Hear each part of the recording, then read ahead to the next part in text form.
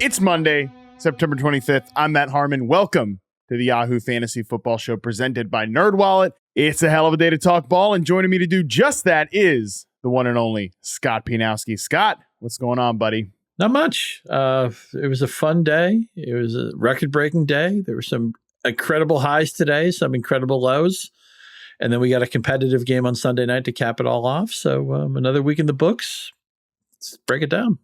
Yeah, some highs today. We had a team score 70 points. Absolutely unbelievable. But that is not what we're going to break down here first.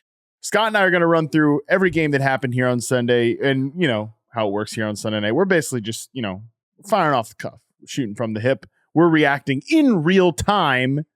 But if you want a more sober, calm, level-headed reaction to all the things that you are panicking about, don't forget to send in your submissions to the People's Panic Meter. Fantasy mailbag at yahoosports.com. That's when Andy and I on Tuesday's podcast will break down everything from, again, more of a level-headed perspective. I'm not sure we have anything level-headed to say about the Denver Broncos defense. I would be panicking if I was Sean Payton and I decided to come back to this nonsense. But again, that's for Tuesday's podcast. For today's podcast, we start this off with a game that I think was far more entertaining and, frankly, far more fantasy juicy than people would have thought. Pittsburgh Steelers 23, Las Vegas Raiders 18 on Sunday Night Football, Scott. Hey, the Steelers offense got a multi-touchdown game out of Kenny Pickett. They beat a team, so all is right in the world with the Steelers offense, right, Scott? Well, it's a step forward. They had just a stone bad setup with the schedule. They play San Francisco and Cleveland. That might be the two best defenses in the league, certainly two of the top five. Man, did Cleveland just stuff Tennessee in a trash can today? And we know how good the Niners are. So we wanted to see what could the Steelers do against a bad defense. Now, I'm not going to throw a parade for Kenny Pickett for throwing 2 touchdowns. They put up 23 points.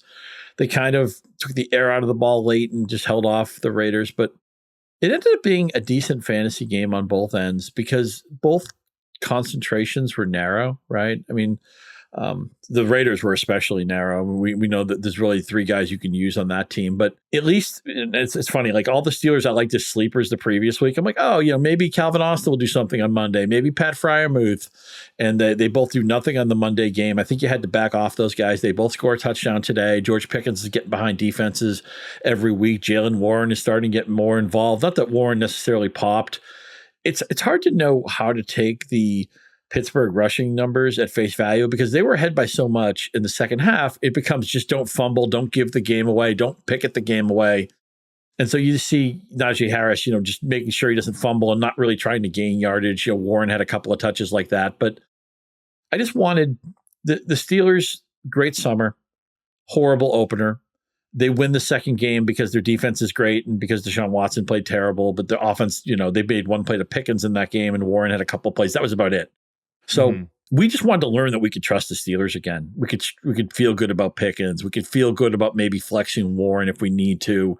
Maybe playing, I guess Harris is going to be a running back too now. Pat Freiermuth, who we talked a lot about this summer. We just wanted a reason to believe in some of these guys. Nobody on the Steelers is going to the moon. Okay, that dream I think has died. Yeah. But a win is a win. You don't give them back. They beat their team total, which I was happy to see.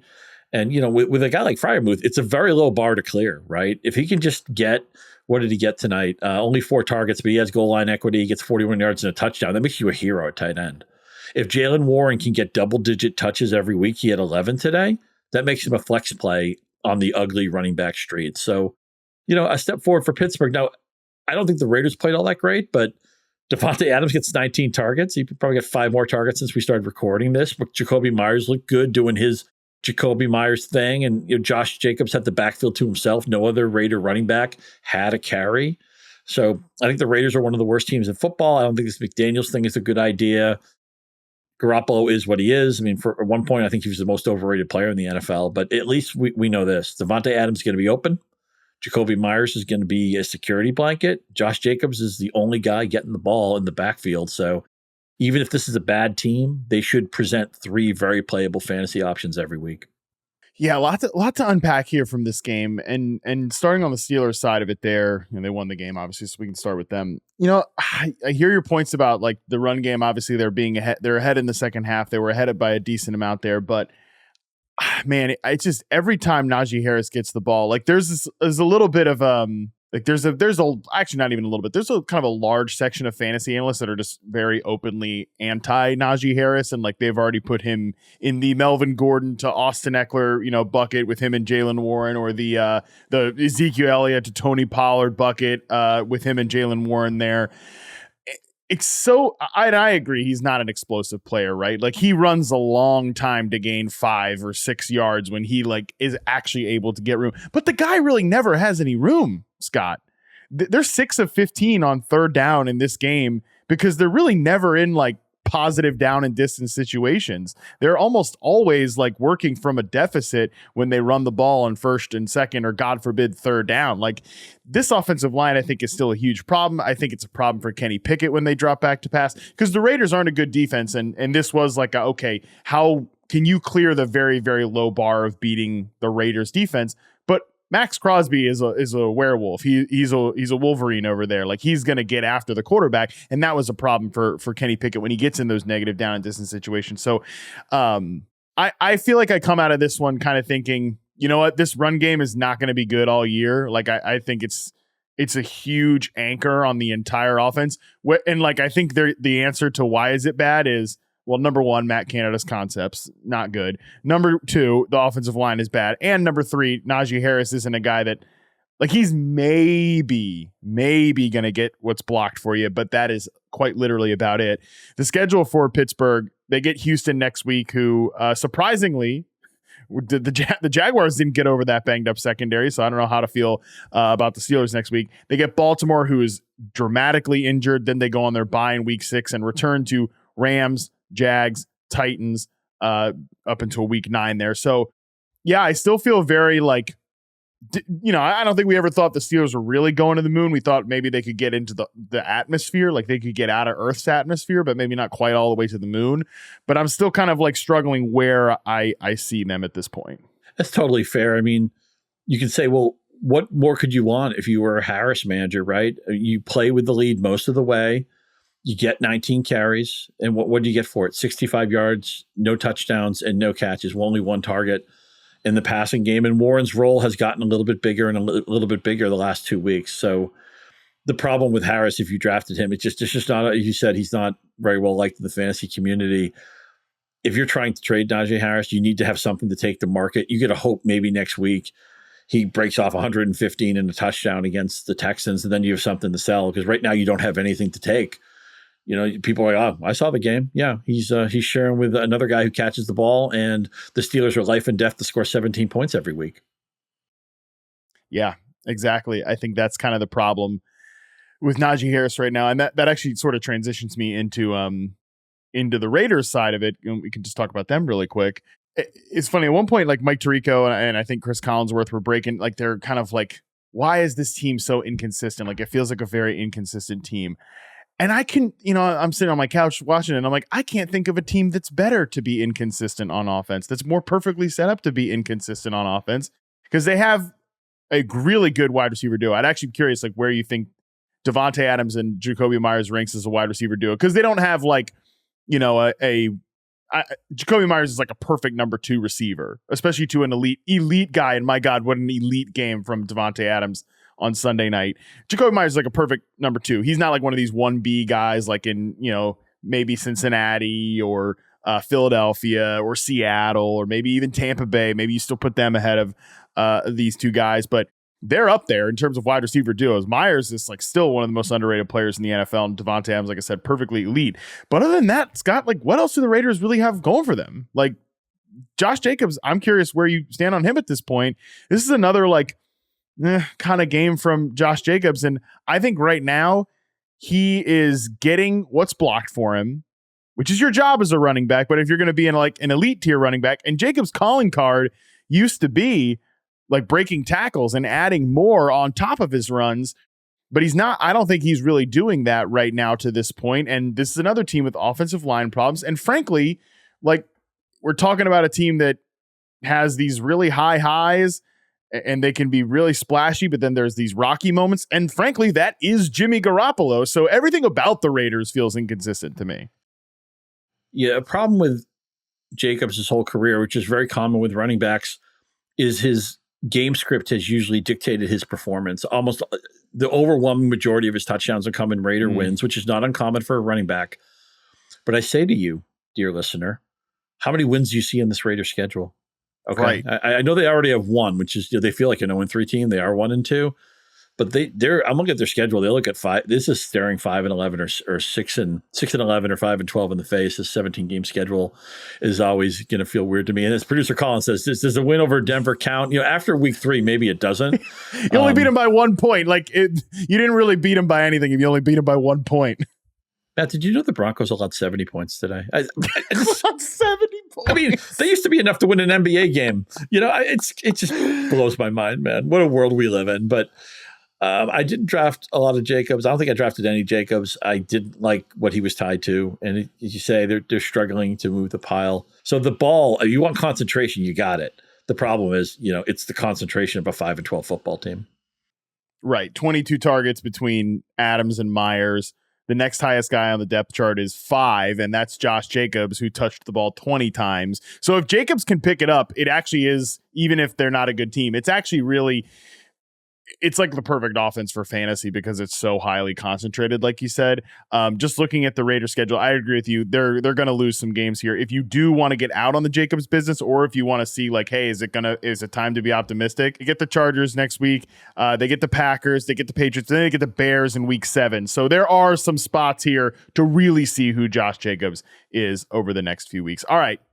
Let's move on to the headliners from Sunday. And clearly Scott and I want to talk about it so bad. 70 freaking points. We can't start anywhere else other than what went down in Miami. It almost feels weird not to open the podcast with this one, Scott, because this game, my goodness, it could have been a record breaker, but it wasn't. Mike McDaniel passed up the opportunity to do that. Miami Dolphins 70. Yeah, no, I'm not mistaken. 70 points for the Miami Dolphins, 20 for the Denver Broncos. Scott, I don't know. Where do you want to start on this one? This offense is a cheat code, man. The Broncos, they're not a great team, but this isn't like the worst team in the NFL either. And they put up the easiest 70 in the world. There's so much speed. There's so much great design in this offense. They do it without Jalen Waddle. Tua basically played a perfect game. And let's give Tua credit, man. He's processing very quickly. He's extremely accurate. He's giving his receivers, and today his running backs as well, chances to make plays after the catch. You don't put up 70, Matt. Most points since 1966, I want to say. It may or may not be a record for total yardage, depending on who you use as a source. It's only the second time a team has had over 700 yards of total offense.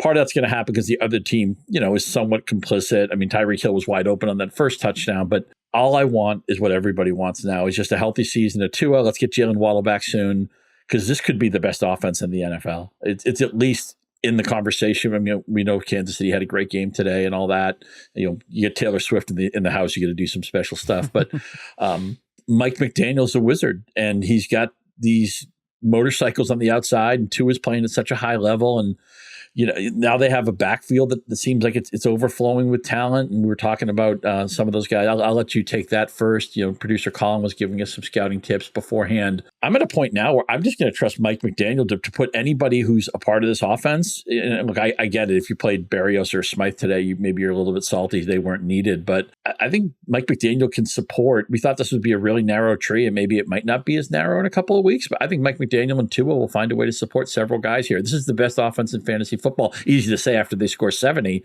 but they've looked good all 3 weeks. They've looked great all 3 weeks. And I think the biggest difference here between last year's Dolphins were a really good offense. And, I think we knew they had, as long as everybody was healthy, they had some baseline of being like a top 12, top 10 type of offense. But to me, Scott, what's launched them now from top 10 type of offense to, like you said, and I'm co-signing this, the best offense in the NFL right now, is that they're running the ball like crazy. Raheem Mostert and Devon Achane, the rookie running back, who Achane, look, I'm sure he went off on countless benches. One of my friends sent me a text where he has this guy's got 64 points on his bench. And, it's like, I get it. That's tough to look at. The guy had 1 catch and 1 rush attempt the previous week. It was going to be really, really difficult to pull the trigger on starting Devon Achane. I don't like how many people even started him. I have no idea. 2%. You said, see right now, yeah, like 2% of people on Yahoo started Devon Achane. I mean, again, out of desperation, surely, right? Nobody would have done it proactively. Right. And this is the thing here. This guy goes off for 200 yards on the ground. Raheem Mostert goes off for 82 yards and 3 touchdowns. Mostert contributes in the passing game, which is not even really his thing. Achane adds 2. I can't even believe this. Honestly, Scott, this box score reads something like a week 0 or week 1 college football team. Like, just this running back production is absurd. And the quarterback still has 300 yards. I mean, I really, truly can't even process what I'm looking at here, which is why I sound hysterical. But the fact that Mike McDaniel has taken this offense and now added this dimension to it, the run game dimension that we're seeing here. And this is not like, obviously this level of production is not going to happen every single week, but they have been running the ball really well all throughout the course of the last 2 games. That's what we talked about with our Sunday Night Recap on the last podcast, is that they were starting to add this run game dimension. So the fact now that they have this on top of that passing game is just absurd. And I don't really know what more to say about it, but it's a very impressive to see. And it's what makes them super dangerous now that they have this run game dimension, and not just like a sustaining run game, which is what Raheem Mostert had been doing, but now this like explosive element too. I just can't even begin to like how you get your mind around defending this offense. Yeah. I like that you mentioned it was like a college game on Saturday. I was tweeting about that game that Patrick Mahomes and Baker Mayfield had, where Mahomes threw for over 700 yards in a regulation game and lost. And Mayfield averaged something like 18 yards of completion or something like that. He threw 7 touchdown passes. Baker Mayfield at the peak of his powers. And this is what this game feels like. I mean, both running backs get 4 touchdowns. I think Tristan Cockcroft pointed out it was as everybody would have thought, it was the best 2-man backfield fantasy production in league history. I mean, I don't even know what could have been close to that. I know Tristan had a tweet about it, so go check that out. But how do we spin it forward? I don't know. Is the glass half full or half empty with Mostert? Is it half empty because he's 31 and that's a dangerous age? Or is it half full because, well, it's a low mileage 31 because he hasn't been running to the ground? Now, granted, he's been hurt a lot. I know there was some talk about, we talked last week, we joked a little bit about, he'll show up on the sell high list. And our great colleague Sal Vitri was talking about selling high on Mostert, which was perfectly plausible. But I think what happens in your leagues is people are like, well, I'm not going to be the sucker who takes Raheem Mostert. He's 31 years old. He's not going to last the whole season. So I almost feel like he's a forced hold because people are just going to lowball you or expect you to, oh yeah, Achane's going to take his job away. Jeff Wilson's coming back. Yeah, you want Mostert? Okay, here's like wide receiver 43. Want to do a trade? And you're going to say, you know what? I'm just going to ride this out, even if it's just into October, whatever. Raheem Mostert's an automatic start as long as he's healthy, tied to the best offense in fantasy football. If that means it's 2 months, it's 2 months. If somehow it goes deeper than that, then fine. You're playing with house money. I think you probably have to hold on to him. I'm with you too. I don't think you sell him. And I feel like I come on the podcast and I say the same thing about Raheem Mostert every single week. And I feel like I've said it basically since like the start of last season. Raheem Mostert, he ain't here for a long time. He's here for a good time. He ain't here for a long time. Like that's the way it is with Raheem Mostert. And I want that good time, by the way, to be on my team. So I'm not trying to like cash in on him. I do think like Achane will probably, it's just crazy to say it coming off a game like this, but he will probably be extremely volatile, right? Like it's hard to even look at this and like try to spin this forward because this is so out of the norm. Yeah, it's such an outlier. But and that leads me to Denver before we get off this game here, because like Russell has 300 yards in this game, 1 touchdown, 1 reception. I almost don't even know what to say about Russ in this game, because when you're getting, I mean, they were down in a hurry like this. Russ is basically just like throwing water out of the boat. He's trying to bucket water out of a sinking ship at that point. But like defensively, Scott, this was the part of the Broncos when you were trying to unsubscribe from them in primetime all last year. The part about the Broncos that made them even mildly watchable last season was that their defense was aggressive, it was attacking, and it was an overall quality unit. And they have really good players over there. Like, but Patrick Surtain, I see him getting, trailing Chosen Anderson. I'm fresh off the practice squad in coverage. I don't know. Sean Payton now 0-3.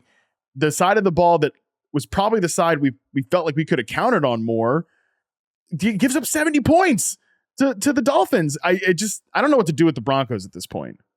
It's really hard to unpack Denver's side of it because on one hand, any receiver you might have had to play this week, I don't think any of them were proactive plays, but Cortland Sutton gets home. Jerry Jeudy gets home. It took a kick return touchdown from Mims, but he got home and he got more snaps this week as we thought he would. So the shape of this, again, this is such an outlier game. It's hard to know what to take from it because Denver was in garbage time so quickly that you can't really take their production at face value. You might say, well, Russ threw for 300, 8.1 yards per attempt. He was good. Well, they were chasing the game, and Miami at this point was like, okay, let's just not allow 4 80-yard touchdowns in a row, and we're good here. I'm encouraged that Mims was playing more. I don't think any of the backs in Denver, I mean, P-Ryan wasn't playable anyway, but Williams is somebody who I don't trust. I also wonder, and it feels weird to say this after Russ had a good box score game, but Sean Payton's not going to sit here and just say, oh, okay, well, we're going to stink, and maybe we'll get Caleb Williams next year. He's not going to do that. He's a competitive guy. I just wonder at some point if he just thinks, because every offensive designer thinks, well, we get the right people in there, we can fix this. I just wonder at one point if they're paying Jared Stidham a lot of money for a backup. I wonder if at what point Payton might just say, well, just see what Stidham can do. We have to, everybody's on evaluation anyway. Maybe our future quarterback is going to come in the draft next year or free agency or something like that. They're not long-term. They'll find a way to get out of the Russ contract if they have to. I just want to say one more thing. I know we've talked a lot about this game, but I have to mention this with Miami. 70 points. It's fine. We can talk about 70 points. Well, this is a really kind of obscure note, but I'll make it really quick. If you're in a super flex league, a lot of times it's worth it to roster backup quarterbacks. I'm screwed in the fishbowl. I have Burrow and Aaron Rodgers, so I'm trying to get lucky with a backup. And it's no fun to ghoul the starters and everything. I have Mike White in that league because if Tua gets hurt, and Tua's good. Tua's maybe really, really good. He's the MVP frontrunner right now. He was before this game, and the odds are only going to go down after this game.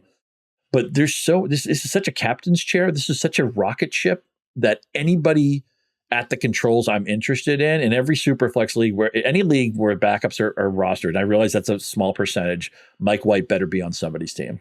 Yep, I couldn't agree with that more. And I also agree with your point about Stidham. Like, I think it would be a rage benching, right? If Peyton benched Russell Wilson or something, in the fallout of this game, which I don't necessarily think is going to happen because Russell was maybe in the list of problems for the Broncos, the problem players. He was probably 25th in this game. So we'll see what happens with the Broncos. I agree with your note on Mike White. And Mims is going places, man. At least, he made a couple of splash plays today, and all we wanted is him to get a bigger role. They traded up to get him, so they like him. They're in evaluation, but they know they're not going to the playoffs this year. So it's going to be let's get Marvin Mims on the field because he's going to be the best receiver on our next really good team.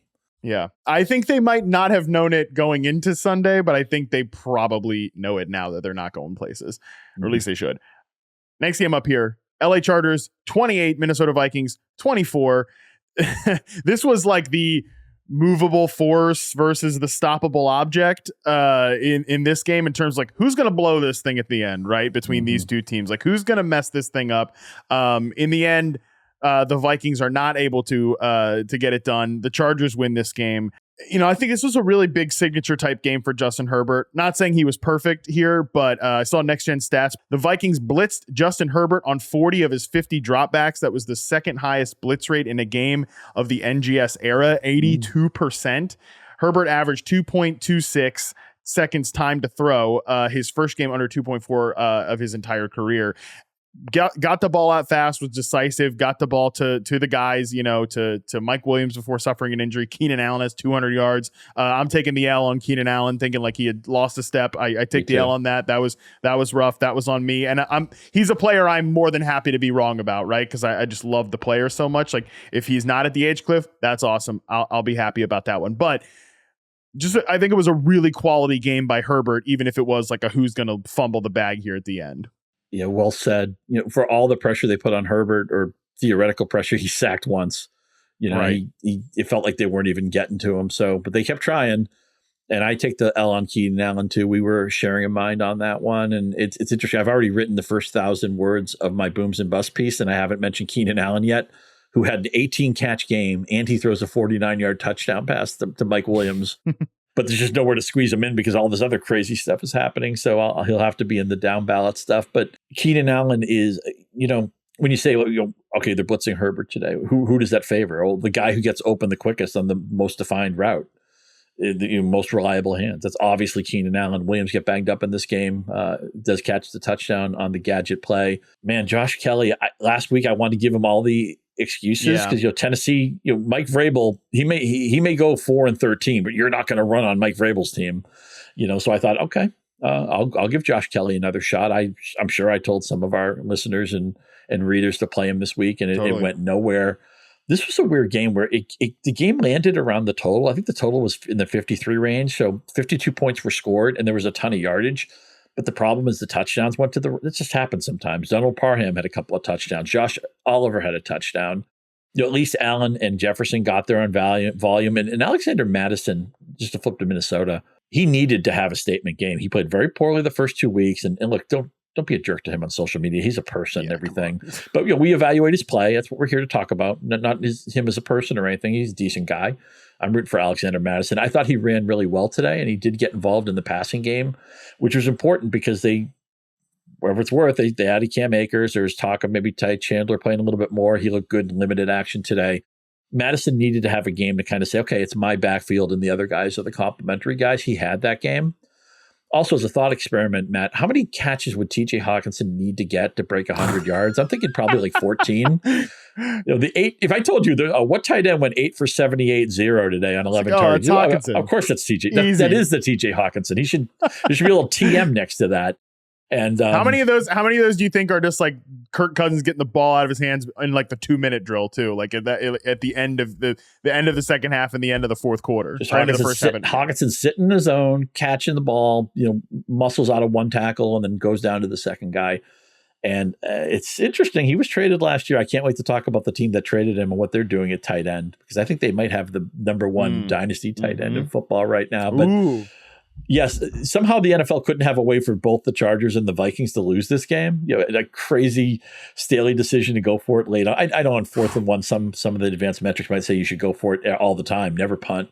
But it seemed like they were giving the Vikings a short field, giving the Vikings the game, and the Minnesota said, nah, we don't want it. And they made Minnesota just waste a bunch of time at the end of this game too. Here's the bottom line. The Chargers are who we thought they were. The Vikings are who we thought they were.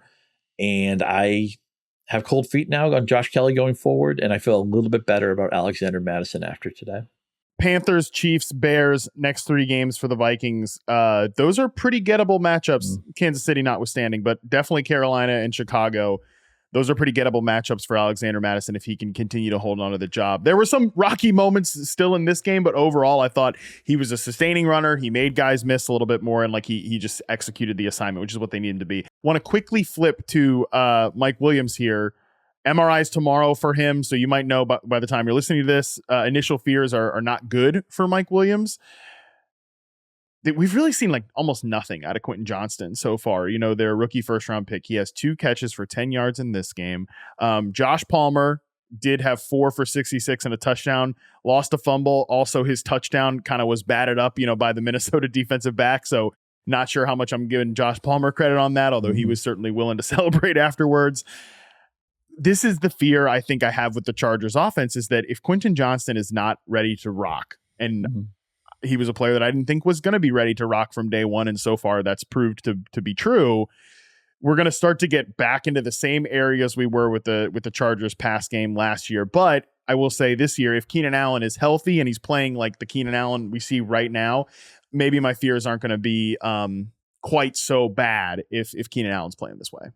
Next game up here, Packers 18, Saints 17. The big one, big note here, Saints lose this game. They also lose Derek Carr. Now, I saw Ian Rappaport report that initial fears actually weren't met with the medical diagnosis afterwards. It actually seems like he's dodged a season-ending injury, has Derek Carr, which is really good to see.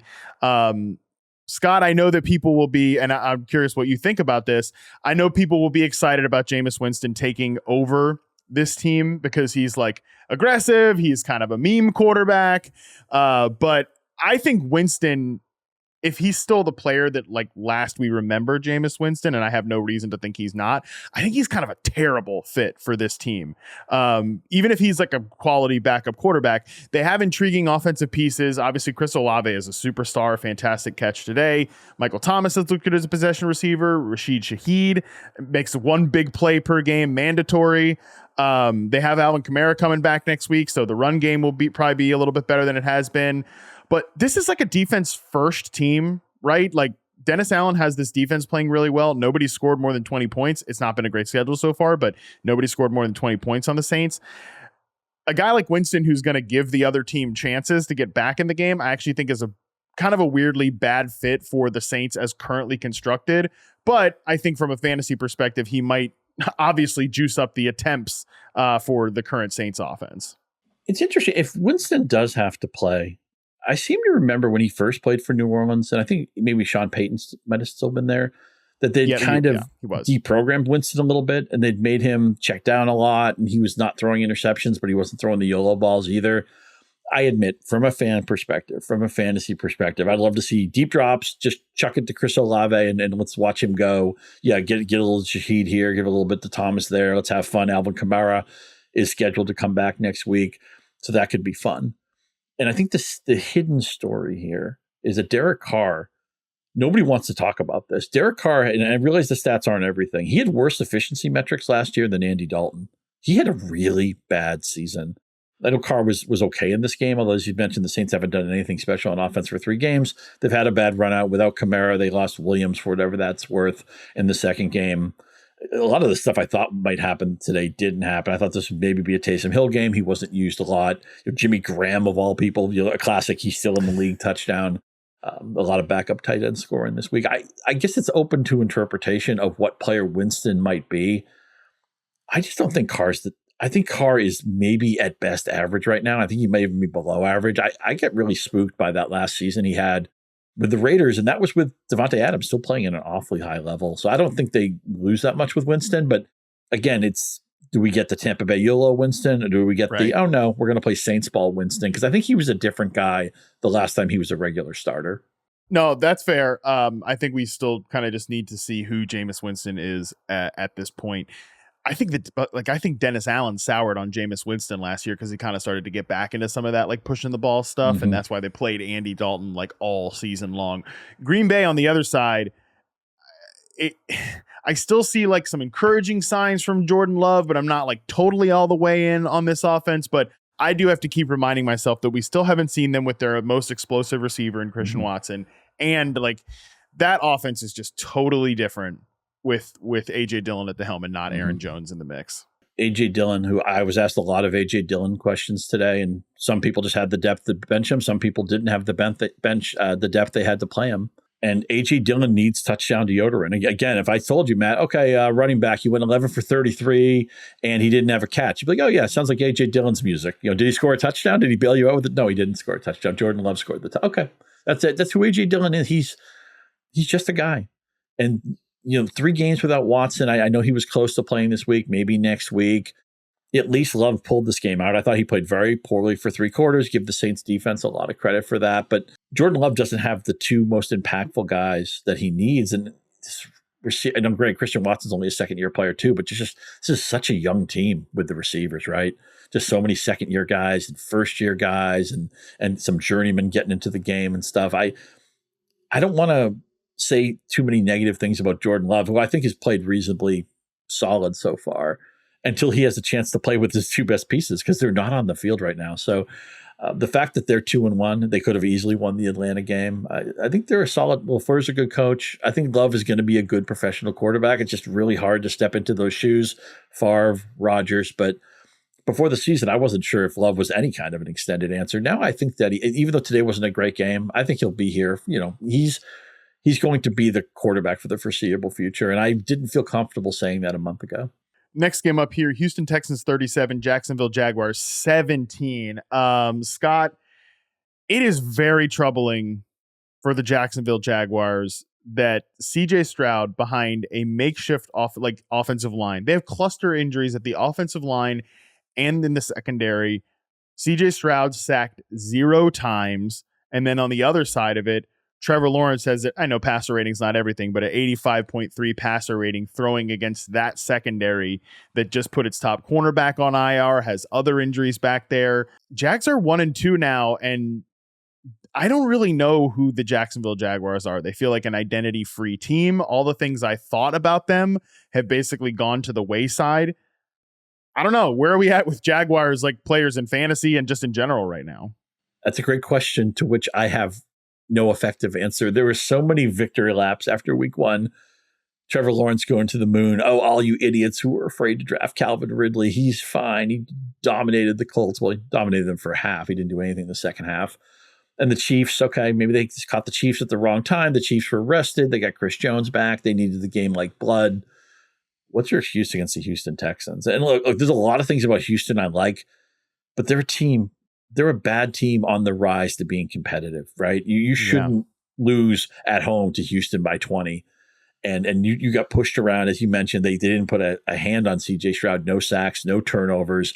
That's embarrassing. And I don't know what's wrong with Lawrence, man. I don't understand.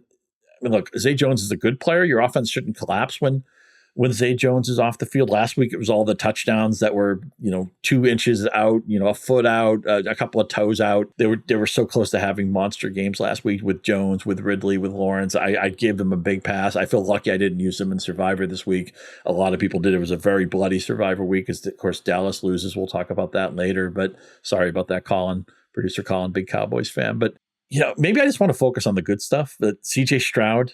I'm fine with that. Should you've got number 1 in the draft? If I'm Carolina fan, I think Bryce Young's a good player, and he's going to have a long career, and I think he's going to stand up as a first round pick. But the fact that Stroud has all this bubble gum and barbed wire in front of him, and he looks poised. He's not dropping his eyes towards the rush. And look, I like Tank Dell. I like Nico Collins. Robert Woods still has a little bit left to give us. Maybe John Mechie will be a factor at some point.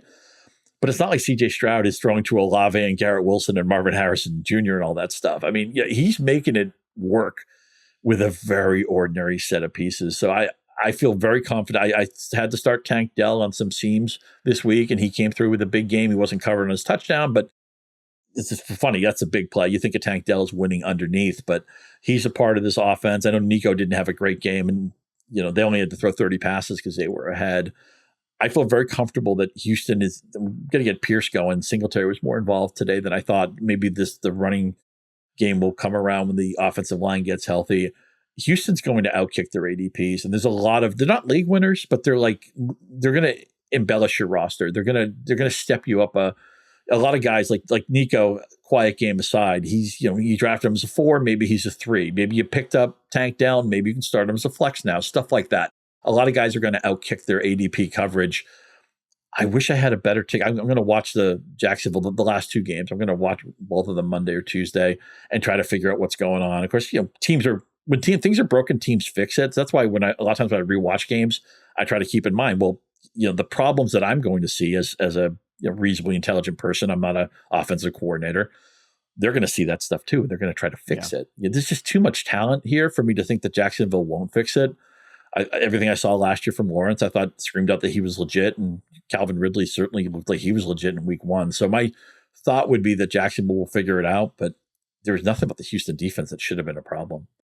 It remains an underrated and kind of underdiscussed storyline that Doug Peterson gave up the play calling duties to Press Taylor. And there are some Eagles fans that will tell you he tried to do this in Philadelphia too. He tried to make Press Taylor a thing. And look, it's great when these older coaches try to prop up the younger guys. Not that Doug Peterson's an old dude, he's about to retire, but this is his second time as a head coaching gig. Press Taylor has followed him around. Obviously they've, there's the trees all over the place, right? He spent some time in Indianapolis under Nick Sirianni, who, there's a lot of connective tissue with all this stuff. Anyways, I say all that to say that it was underrated that in the preseason, it was announced that, Press Taylor was going to take over the play calling duties. He's the offensive coordinator. And I can definitely see a world, Scott, where week 6, week 5, we get the headlines. Doug Peterson has taken back the play calling duties, or You start to see Doug, with the play sheet more and more during games. Like people have started talking about that with Brian Daboll now at this point. Like, is he calling plays instead of Mike Kafka? Not that that's going well for the Giants right now,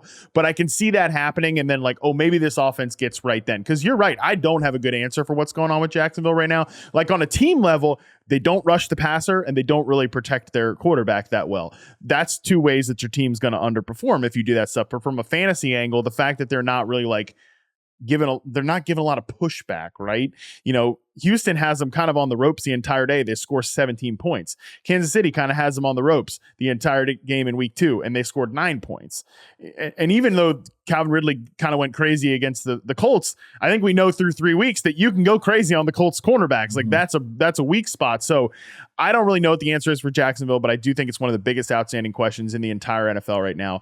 And I will also just wrap things up with a positive note on Houston. I think you're kind of almost underrating the Texans just a little bit. I think Nico, again, quiet game here, but I think he's probably a low end too as a wide receiver. I think Tank Dell is absolutely on the flex radar. And for CJ Stroud, who is definitely the guy I wanted the Panthers to take number 1 overall.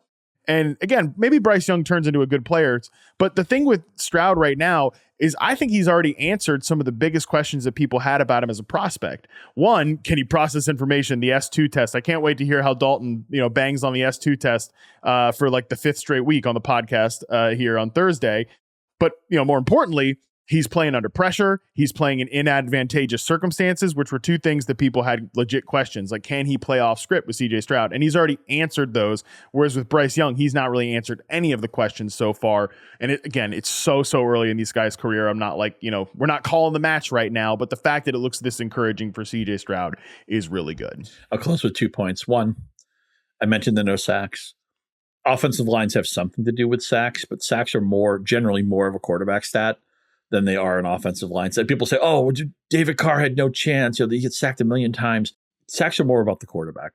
Yeah, some jailbreaks are unavoidable, but every blitz has an indicator and you can move protections and there's a hot read and all that stuff. And the fact that they're not sacking a rookie quarterback, which every defensive coordinator in the league wants to play against rookies and make their life miserable. Bill Belichick finally found a quarterback he could beat today. That says so much about Stroud doing the things that you said you wanted to see and some of the things you weren't sure about, even though you did like him number 1 overall. So that's such a great sign. Travis Etienne didn't get the touchdown, but I thought he looked very good today. And more importantly, 5 targets, 4 catches, right? Travis Etienne, the big thing with him was, okay, he's going to get touches. Is he going to get the high value touches, right? Mm-hmm. As Ben Gretsch would say, is he going to get the goal line work? Is he going to get the hurry up work? Is he going to get the passing down work? And he's at least getting the second thing. Yeah. And Bigsby punches it in fine. But Etienne was somebody who was a fade for me because I was worried that he was going to lose both of those things. Now I'm like, well, they're going to use him in the passing game. He'll eventually fall in the end zone a few times.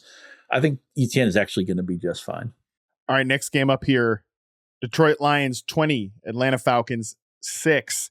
Really encouraging for the Lions that, Amon-Ra St. Brown is a big game. While he's not 100% healthy, that's great. That's pretty standard. But their 2 rookies step up here, Scott. I had definitely thought that, hey, there was going to be a chance that Jahmyr Gibbs just doesn't take over a ton of work and Craig Reynolds gets in the mix. That was wrong. Jahmyr Gibbs carried the ball 17 times for 80 yards. He only had a long run of 21 yards. You could see the Lions offensive line is a really good unit. They blow open holes. And Jahmyr Gibbs just executed the plays, which I think is a really good sign for a rookie running back that they were still kind of trying to figure out. And then Sam Laporta, man, Sam Laporta has an incredible game. I know you've got a lot of points on Laporta, and I'm excited to hear the enthusiasm here. Andy Behrens must have been wasted by 2 p.m. Eastern. Sam Laporta was on such a hot streak there. And on the flip side, too, I think the Lions defense, I know they just are coming off getting drubbed a little bit by the Seahawks last week, but their run defense is good. Atlanta's vaunted rushing attack here, sub 50 yards between the 2 running backs, Bijan Robinson and Tyler Algier. 3.3 yards per carry for Bijan, 1.7 for Tyler Algier. So really just good all around W for the Lions. I think they're showing themselves to be more of a complete team. I haven't even mentioned Jared Goff yet. And I feel like nobody wants to talk about how well, I know he threw 1 interception, whatever. He's playing pretty good football right now. And really kind of nobody wants to talk about it. But the two rookies stepping up on the offensive side of the football for Detroit, I think continues to be a big encouraging sign. Yeah, it'll be fun to see them play at Green Bay on Thursday, an outdoor game. Goff generally doesn't play as well on the road. A lot of guys have home road splits like that, but outdoor, Green Bay is a team I respect. Let's start with the good stuff. For one thing, Sam Laporta just had this is kind of a made up, like drive-through stat, but I'll throw it out anyway. He's had the best 3-game rookie push off of any tight end. When I did a stat head query, he has the most PPR points of any rookie tight end in his first 3 games. Now, what have we been screaming for like the last 10, 15, 20 years? You can't draft rookie tight ends. You can't trust them. They're not going to be on the field. They don't understand the game. It's complicated, blah, blah, blah. Okay, well, even some guys, maybe you can trust Dalton Kincaid because he's more of a flex. He's more of a slot receiver and he's not going to block, whatever. Laporta he's like a Gronkowski type, a Kelsey type. I mean, he's going to throw his weight around, and I like that he wears 87 like those guys did. This may sound kind of like hot take-ish, but I don't care. You're in a keeper league, a dynasty league. I'd rather have Matt Laporta right now. If you're not going to win this year, because if you're going to win this year, it changes the calculus a little bit. I think his dynasty stock is the highest at the tight end position of anybody. That's spicy, but I really like it because, as you mentioned, rookie tight ends getting off to a start like this is just basically unheard of. 5 catches in back-to-back games to start his career. Then he has this game where he goes 8 for 84 and a touchdown. And I love, by the way, that he wears a number in the 80s too. Like, that's classic stuff. Love that. He wears a great tight end number. And, look, they get him downfield. They scheme him downfield for the touchdown. The coverage was terrible, but I like that they're looking to make splash plays with him. And if you watch Laporta, the first 2 games, he's just dump trucking people. He's running all over guys. I mean, doesn't he remind you a lot of Kittle? Because I see the same. And, I know they went to Iowa, so it's like the easiest comp in the world to make. But it's funny because Hawkinson went to Iowa too, and he's not at all like these guys. I like Hawkinson for what he is, and he's important. And you need 7 catches for 65 yards. TJ Hawkinson's here for you. But Laporta, just like when Kittle popped, a tight end, when they explode, it gets your blood pumping. So this is obviously a kind of a universal fantasy take. I don't really know how you sort it out because whoever has Laporta in your league doesn't want to trade him. But if you're in a keeper league, if they're not offering the moon, if it's not an obvious yes for Laporta, I would just say no. I just could not be more over the moon for this kid. You mentioned Gibbs. So Montgomery gets hurt. He's out multiple weeks. We've seen them go with backfield platoons, with inside and outside guys. They dress Reynolds at night. They both play. They both get carries, but it only amounts to 7 carries collectively, and Gibbs gets 17. That's all we needed to see. Because it would have been very easy in a game that Lions were comfortably ahead. They could have very easily given 7, 8 garbage carries to Knight, 7, 8 garbage carries to Reynolds. They didn't do that. Those guys hardly played. I did have some Reynolds and some Bam Knight in deeper leagues on my bench just to see if anything popped.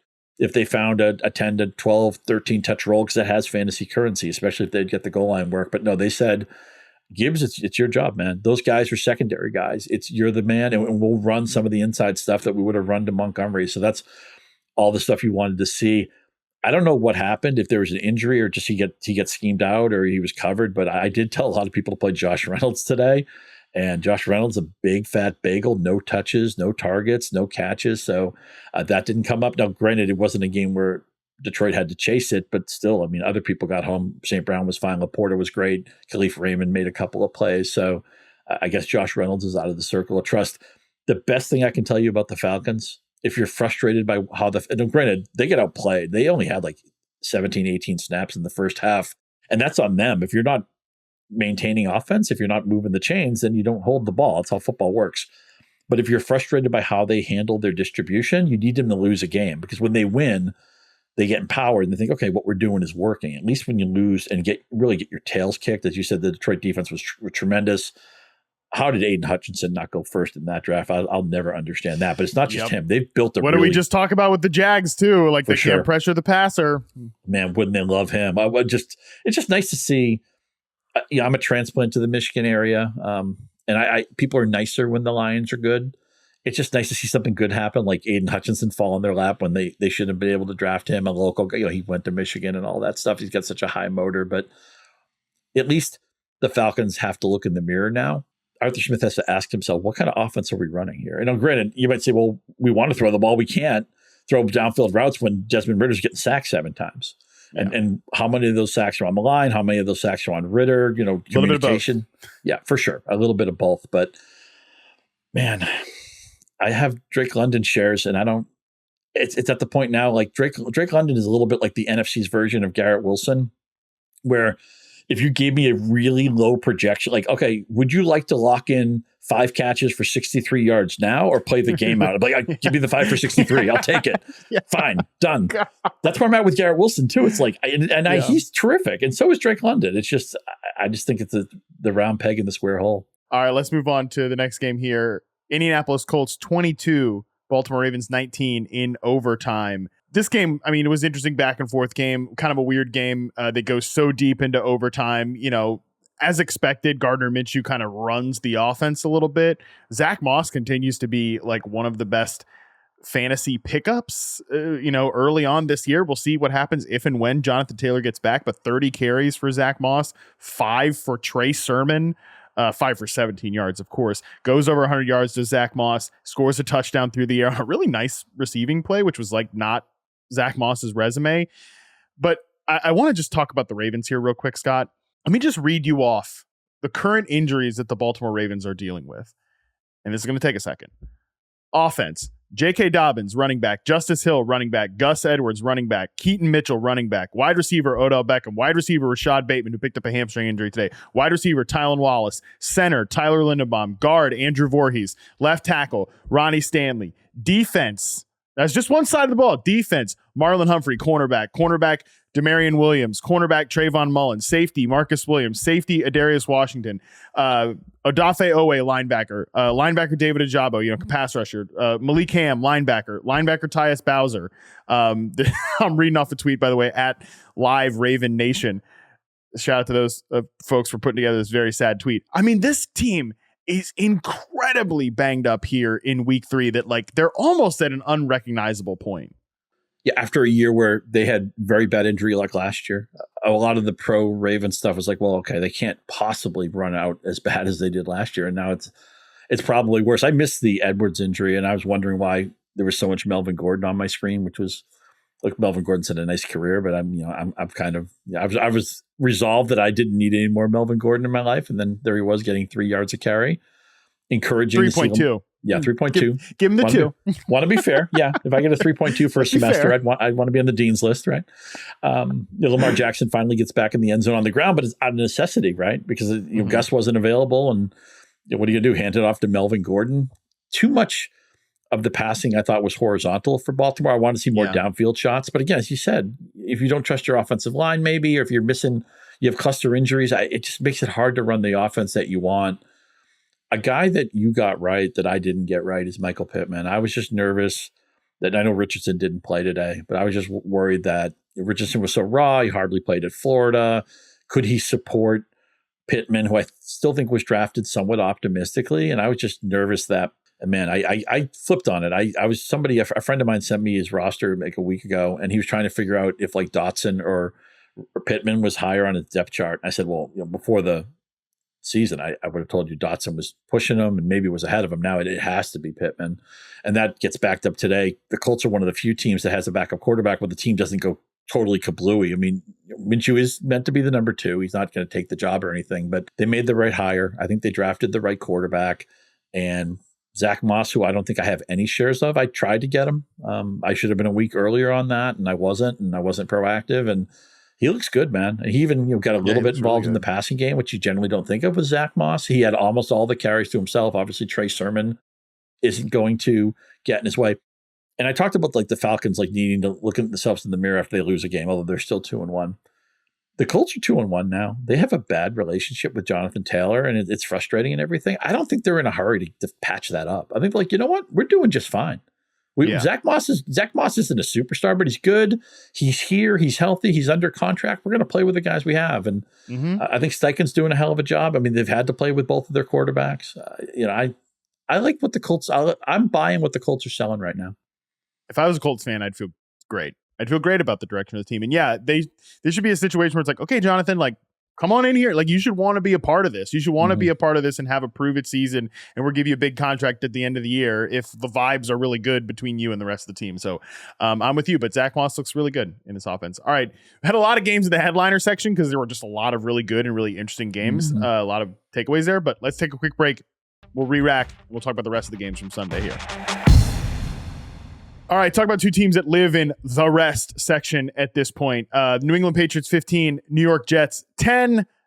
Scott, the Jets just make me sad, bro. Like, they're living in like a time machine. It's like we're right back in 2022. This felt like a 2022 Jets game, as if like the last, 12 months of time and the Aaron Rodgers stuff just never happened for this team. It's just so sad. Garrett Wilson's talented, and I feel like I'm moving him down every week, and I feel like I'm behind on that. Breece Hall got bottled up today. Dalvin Cook went nowhere. If you want to bench all of your Jets, and I realize that's really just a referendum on Wilson and Hall right now, I'm not going to tell you you're wrong, because Zach Wilson, you can't play the way he does and sustain offense. And on the Patriots side, Ramondre Stevenson, I'm going to defend him till the cows come home, but they found a lot for Zeke Elliott to do. He had 17 touches. I thought Hunter Henry was somebody we could trust, and all tight ends are going to have some quiet games, but he does just about nothing. The touchdown goes to Pharaoh Brown of all things. This was a 15-10 game, where if you told me the final score was 2-0 and the Patriots won on that late safety, I'm like, yeah, it sounds about right. This felt like a 2-0 game. The Patriots had a huge edge at halftime in yardage, but here's the bottom line. You're still playing Stevenson if you have him. If you have a team that's so deep that you don't need to play Stevenson, well, go enjoy your great life, because you don't even need our help. Everybody else is, I'll see what the rest of my roster looks like. I'll see how the practice week goes. I'll see who I get in fab. There's no other automatic place here. It's not Henry, and right now it's not Garrett Wilson. It's not Breece Hall. I hate saying that, but that's just where we are right now. Sometimes, like, going into a season, there's going to be a weak point in a roster, like a nightmare potential, and it was the Jets' offensive line, right? Like, Rodgers is hurt four plays into his Jets career, and they put left tackle Dwayne Brown, who was pushing 40. They put him on IR. They're moving Mekhi Becton from right to left. They're moving Elijah Vera Tucker out to right tackle. It's just a nightmare situation for the Jets. All right, next game up here: Cleveland Browns 27, Tennessee Titans 3. Scott, obviously Deshaun Watson has a nice game here, but the story of the Browns is this defense is just it's one of the best units in the NFL right now. Tennessee's offense has problems. We all know that. They had 6 first downs. They had 94 yards of offense. That's like first quarter stats. That's like first half stats. That's not a game. It was just ridiculous. Derrick Henry was in negative yardage for most of the day. Hopkins, had to huff and puff just to get to 348. On the flip side, I know a lot of people are going to be like, well, what's going on with Jerome Ford? I mean, I love the touchdown deodorant. He caught one, he ran one in. But what's with 10 for 18 on the ground? What's with a bunch of other guys carrying the ball? You understand that Mike Vrabel, he just wants everybody to get stuffed on the ground against the Titans. They make sure you don't run on them. This was a setup game. And Cleveland, to their credit, and I know, and I was there with everybody else. Everybody else had a laugh, and me too, about that horrible play Deshaun Watson made. This actually was a good game for Watson otherwise, and Cleveland came out with they threw a bunch of passes, 20 plus passes in the first half. They said, okay, you want to stop the run? You know what? We're going to throw it. And other than that one horrible play Watson made, he actually was pretty good. Cooper looks like he's going to easily pay back his ADP. I know the catches didn't go anywhere, but Elijah Moore caught all 9 of his targets. At least that's something to grow on. But this defense, man, now it's interesting. Cleveland plays Baltimore at home. They get their bye week, and they play San Francisco. So this isn't beating up on Ryan Tannehill. This is Lamar Jackson. This is Kyle Shanahan and all the Niners toys. So this is a really good litmus test of just how good this Cleveland defense is. But I'll tell you what, any week you're trying to break ties on guys, you're going to play McCaffrey and Lamar Jackson and Mark Andrews. That's already decided. But anybody you're not sure of, you see Cleveland on the schedule, you run far away, man. I mean, in retrospect, we could have gotten to benching Hopkins here, or you're not going to bench Derrick Henry. The running back position just isn't that deep. But I think Hopkins was probably, with a practice week, was a little bit sketchy too. In retrospect, I think you probably could have benched him for this game. Cleveland's defense, I think, is the best in the unit in the NFL right now. I mean, I think they got to be up there with San Francisco. Obviously, San Francisco has got to be discussed there, but they've been a nightmare to deal with so far. The man, just such an impressive unit. I want to see Cleveland's offense in in a better spot, like from a pass games matchup, right? Because that secondary intent, it's just such a funnel defense, right? You can't run on them, but you can throw on them. Last thing on this game, Scott, is there any reason to roster Treylon Burks or Chigo Okonkwo at all at this point? Very sadly, I say no. I think I'm with you. Next game up here, Buffalo Bills put a beat down on the Washington Commanders 37-3. I had a lot of good vibes about Sam Howell going into this game. I think they shouldn't get like a quick trigger finger here and bench Sam Howell for, Jacoby Brissett or anything like that. They should let him go through some growing pains, but 4 picks in this one. Their offense never stood a chance in this game. 4 picks and 9 sacks. It's hard to get sacked Brutal. 9 times. And Brutal. I think I said last week, I said, find somebody who will hold you long enough, hold you as long as Sam Howell holds the ball in the pocket. I mean, he's athletic and he's a playmaker and he wants to give every passing play a chance. And what happens is you end up going down with the ship a lot and you can't do that. And against the Buffalo defense, it's nice. It's not the Browns. It's not the Niners. It's not, I know they didn't play that well today, but it's not the Dallas defense, I think this is mostly just Howell not being ready, or not being developed, but they don't have any choice. They have to play him and see what he is. A little bit undersized. He's a good athlete, not a great athlete. And sadly, you're getting, Dotson 2 for 21, McLaurin 6 for 41. Robinson, I've been getting some guff for telling people to play Brian Robinson. He had 10 carries for 70 yards and a high success rate. It's not his fault that his quarterback gave the game away. Brian Robinson is fine. Zip it. You're complaining about Brian Robinson. Zip it. Okay, the quarterback throws 4 picks and this guy gets 10 carries. He takes them for 70 yards. Pipe down. This is funny. We talked about guessing lines blind. James Cook had the James Cook game. 15 for 98. Yeah. And let's make sure Latavius Murray, who I think played in the league when the AFL and NFL merged. I think Latavius Murray was in his rookie season that year. He's just going to outlive all of us. He scores a touchdown. Gabe Davis I benched Gabe Davis on one of my teams. He scored because of the weather and he was kind of a fringe player for me anyway. He scores the early touchdown. I'm like, I'm killing him. I'm beating myself up over it. And he doesn't do anything the rest of the game. It turned out to be the right call. Is Buffalo, is it just at the point where it's like, Josh Allen, James Cook, Stephon Diggs, and then everybody else you kind of need to be desperate to play them? I don't see anybody else we can hang our hat on, which just feels weird to say because I've just been programmed to think, Buffalo, they're carnival. Buffalo, they're fun. Buffalo, they have 5 or 6. I think the last time I did power rankings last year at the beginning of the year, they're my number 1 team. I would never say that now. Not that they're bad. It's just all really about 3 guys.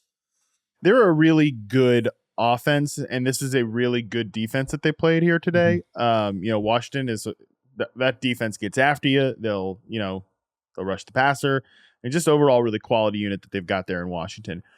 But I'm with you that I think everybody other than Steph Diggs and at least James Cook has graduated to that. It used to just be Josh Allen and Steph Diggs, and that was it. But now at least we've got James Cook. Gabe Davis is still, I think, a very boomer bust wide receiver 3. Some days he's going to get you 1 for 35 and there's not going to be a touchdown on the other side of it. That is within his range of outcomes. But I think guys like Gabe, I think, Trent Sherfield, Deontay Hardy, Dawson, not both the tight ends really. These guys are good enough to keep the floor and the ceiling afloat for Josh Allen, but none of them are standalone starters. I love your point, by the way, just about the backfield. James Cook, 15 for 98 on the ground. Latavius Murray and Damian Harris have the exact same line. 5 for 15, 3 yards a carry, a long run of 7 yards. It's just Murray that pops in the touchdown. So they're a very funny backfield right now.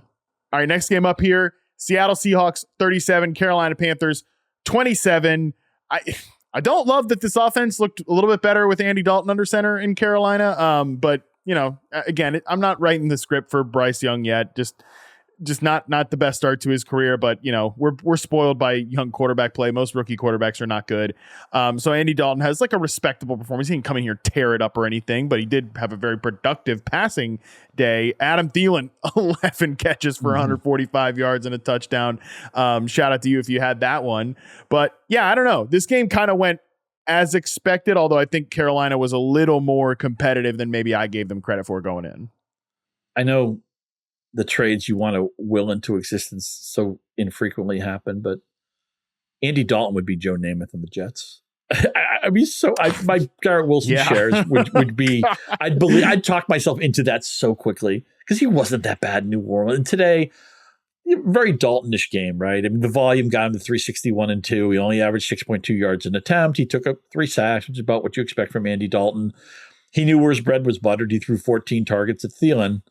So Thielen had a washout game week 1, a solid game week 2, and then this week he was great. So he's had all the porridge. But this speaks to Andy Dalton's like, okay, I'm taking over. What do I got? I got Adam Thielen, winning on 7-8 yard out routes. I can throw that. I can, we can get that going pretty quickly. So they did it. And it's, this is obviously the best game Thielen's going to have all season. I think we all agree on that. And 33-year-old receivers are not a repeatable business model, but okay. And Chark got 11 targets, didn't do a lot with them. This felt like to me, to use a phrase you use sometimes, I thought Seattle was almost like kind of playing with their food, Yeah. They got the game. They got ahead. Carolina hung around. Seattle got ahead. Don't lose the game. Charbonnet got his 9 carries. Walker was good, scored a couple more touchdowns. They took a couple of deep shots. Geno missed a couple of the deep shots that he was hitting in the Detroit game. Seattle is what they are. They're a 9-8, a 10-7 team, maybe 8-9 if they get a bad run out. I still feel good about Lockett and Metcalf any week I play them, even though I know today they didn't, Metcalf had the yardage. Lockett didn't get there. Lockett has a bunch of almost touchdowns. I feel like he's ready to pop at any point. They had a rogue touchdown to Jake Bobo, which helps nobody.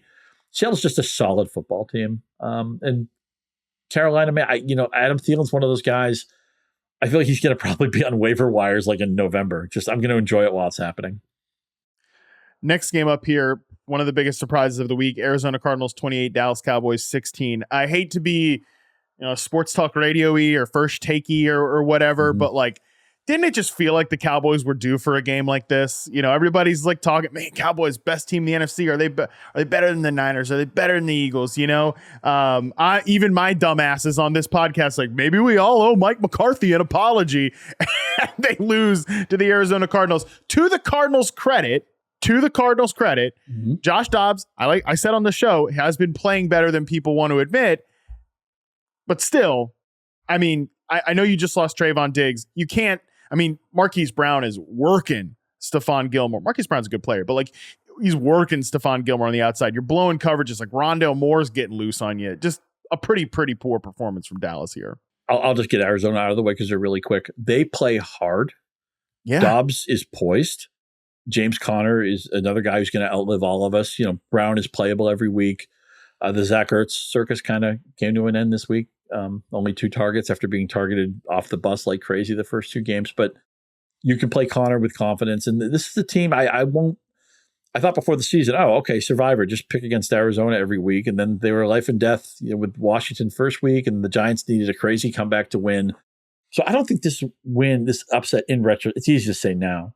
But I don't think it's all that crazy because I don't think Arizona's as bad as we think. I think, if nothing else, the coaching staff has rallied the guys and they play hard. As far as the Dallas, this is just kind of a spot. And producer Colin makes some great points. He's a big Dallas guy, and he always has good takes on the Cowboys. The emotional impact of the Diggs injury.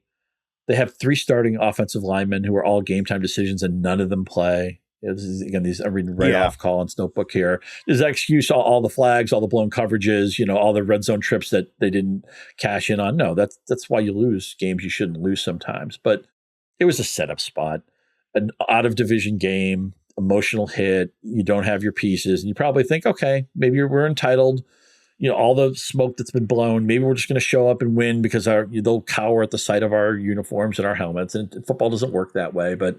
Really interesting game next week against New England, but I want to buy stock in the Cowboys. And then Rico Dodd looked pretty good in this game, I thought. Mm-hmm. And also they're targeting Ferguson so much in the red zone. I know it hasn't happened for him yet.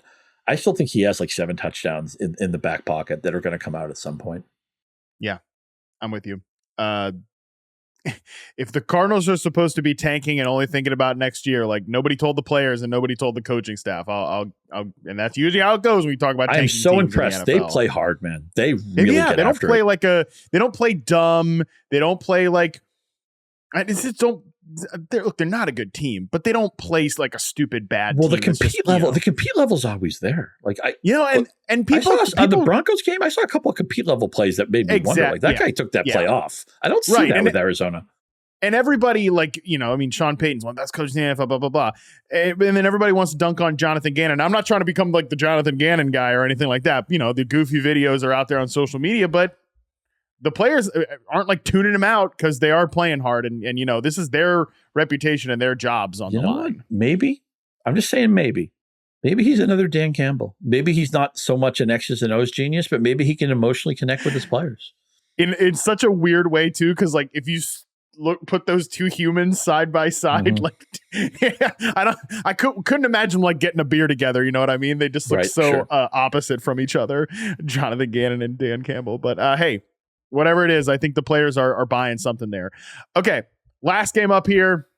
This is, if that was the most unpredictable game, Cardinals and Cowboys, this was the most predictable game of the week. Kansas City 41, Chicago Bears 10, and we all were, just thumped over the head over and over again with Taylor Swift stuff all throughout the game.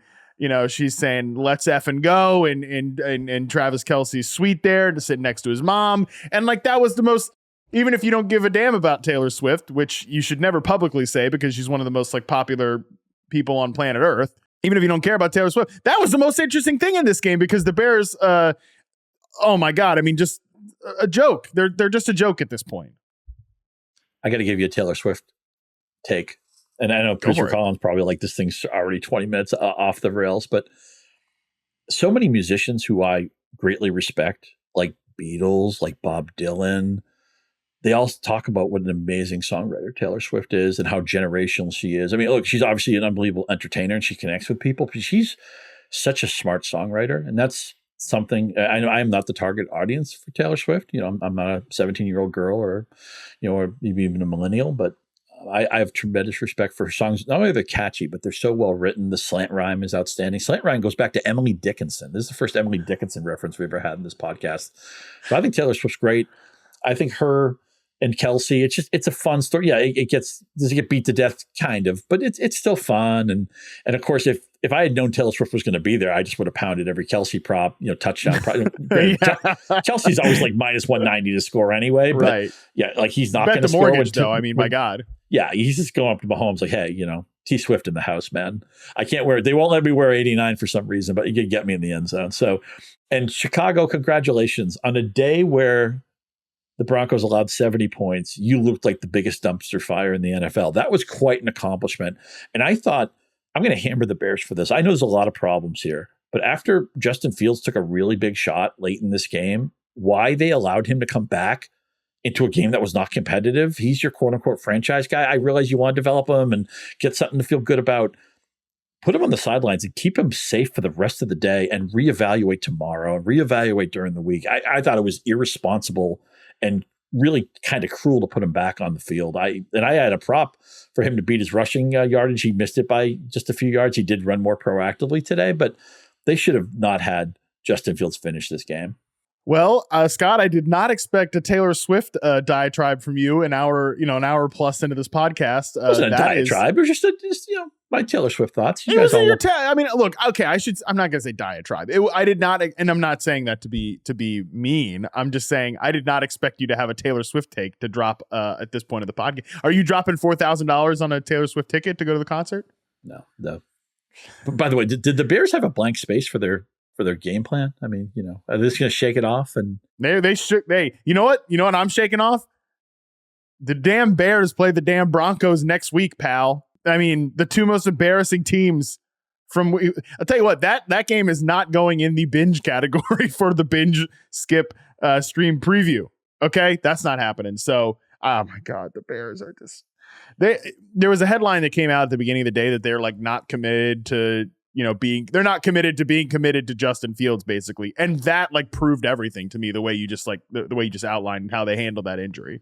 I don't think they're committed. I think everything's unnoticed in Chicago. What did they lost? Like, is it 16 out of 17 or 15 out of 16? I can't remember now. I like to go back to week 1 when they were basically a pick'em against the Pack. Not that the Packers are a monster or anything, but they were a pick'em with Green Bay in week 1. How crazy does that sound right now? It's crazy. It is crazy. What do you tell somebody who drafted Justin Fields as a fantasy starter? What do you possibly do? Do you need a prove-it game? Do you just bench him? Do you try to get a cash out? What do you do? Find an alternative, man. Yeah, like Can you get CJ Stroud at this point? Oh, I'd love Stroud. Like, yeah, you can't play him. The offense is like unfunctional. And Denver, obviously, they just gave up 70 points, but you got to think that defense is going to bounce back next week. Washington in week 5 is not a bad match, or is a bad matchup for this offense. There's other gettable ones later. Like they get the Raiders, they get the Chargers, they get Carolina, they go to Detroit. That should be a carnival game. They get Minnesota again in week 12. But this situation just seems unsalvageable. And I think you better find an alternative if you have Dustin. Right now, they're the worst team in football, right? Yeah, I think they are. They have to be. And again, for people with all the stuff about the Arizona Cardinals, they're playing hard. They're looking good on that side. They're just looking good overall. There's good vibes there. We haven't even touched the atrocious vibes that are around the Chicago Bears right now, just generally. Arizona's like 2 or 3 plays away from being 3-0. Yeah, they are. All right. I think that's going to do it for us today, Scott. Incredible show. Pretty good week of football. A lot of interesting games, a lot of interesting things to talk about. And we had a team score 70 damn points, bro. Nobody else I'd rather discuss it with. It was fun. All right. For you all out there, shout out to you for sticking with us. Be sure to tune in on Wednesday, where Andy Behrens and I go through the post-week 3 regular season version of the People's Panic Meter. Again, you are panicking about things out there. I know you are. So make sure you send an email to fantasymailbag@yahoosports.com. You can, of course, find the thread I put out on Twitter. You can check that out right now. We'll also talk some top waiver wire pickups. And come on. And again, I know you people are panicking. So make sure you send in some submissions. Until then, we're out.